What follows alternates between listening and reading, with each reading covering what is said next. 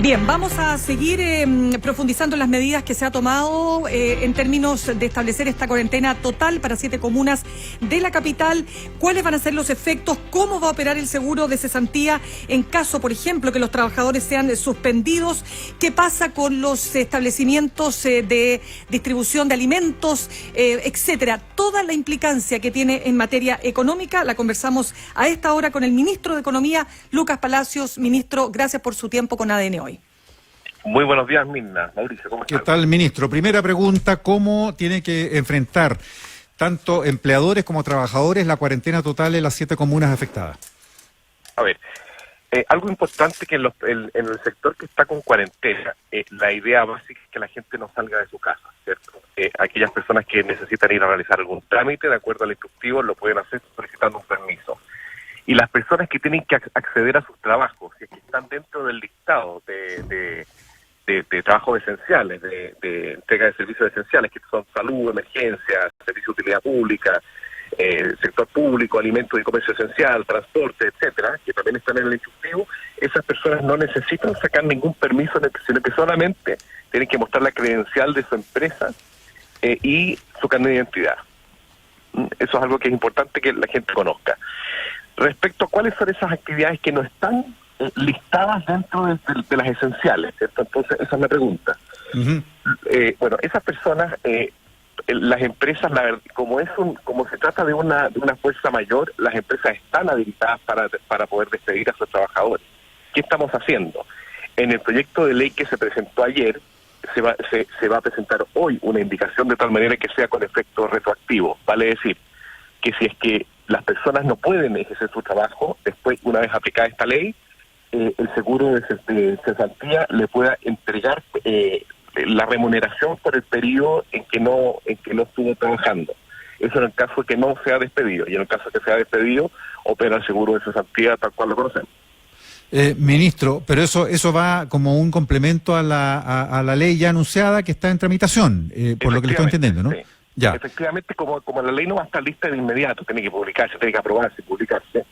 Entonces lo que hemos definido, lo que ha definido el Ministerio del Trabajo, es que tenga efecto retroactivo, de tal manera que le entregue una herramienta adicional a trabajadores y empleadores para que no se pierda el vínculo laboral y se pueda complementar la remuneración en el periodo que no ha trabajado. Pero eso rige para todas las empresas que tengan que suspender o reducir al mínimo sus funciones, pero no entiendo si esto es general o aplica de una manera diferenciada en las comunas con cuarentena total.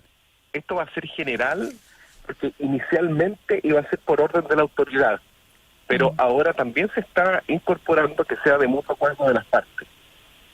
Claro, es entonces son varias alternativas que se están incorporando en ese proyecto de ley, de tal manera de minimizar el impacto en el empleo de una situación en que no se pueda trabajar durante este periodo. Sí, ministro, hay mucha gente que se pregunta también ¿por cuánto tiempo se podrá acceder a los beneficios de este seguro de cesantía?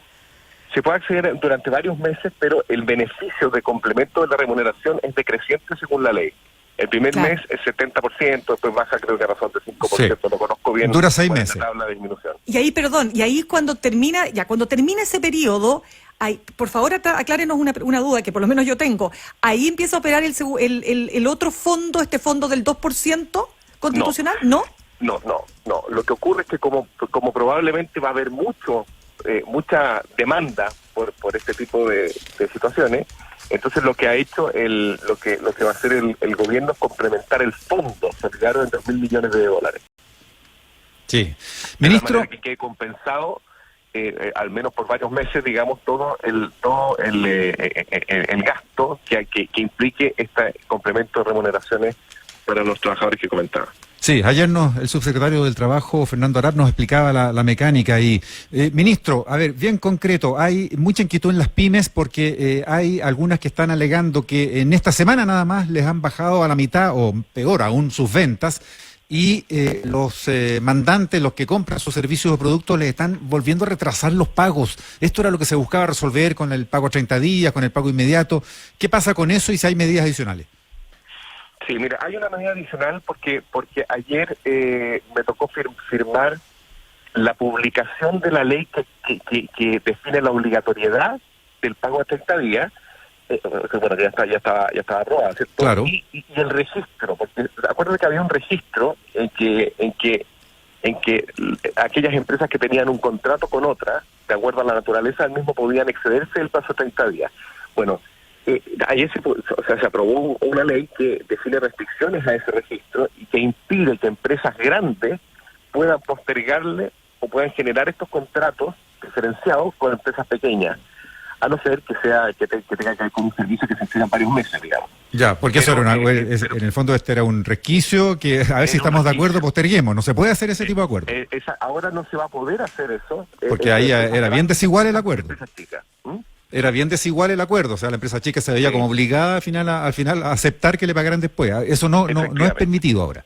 Sí, no es permitido. Ya, pero aclaremos, ministro. Usted que tiene que ver, Mauricio, con la naturaleza del servicio, porque por ejemplo, es un servicio de software que se entrega durante varios meses. Por supuesto. Entonces ahí existe un pago diferenciado el primer mes, segundo mes, tercer mes, por ejemplo. Ya, en la medida que se va entregando el servicio. Son excepcionalísimos, no se permite. Ya, sí. Pero una cosa, usted dice que firmó el proyecto o la indicación, un proyecto para la esto. Publicación.